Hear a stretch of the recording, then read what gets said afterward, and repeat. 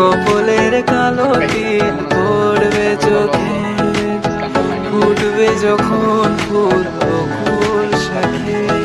ভ্রমর যে এসেছিল জানবে লোকে, তোমাকে ছাড়া এ আকাশে সাজে না, সহজে তো বাতাসে বাঁশি বাজে না। চলো না যে কথা তোমাকে শোনা,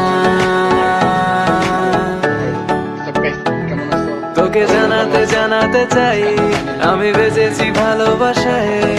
মনের কোণে আপন মনে ঠিকানা বানাতে চাই।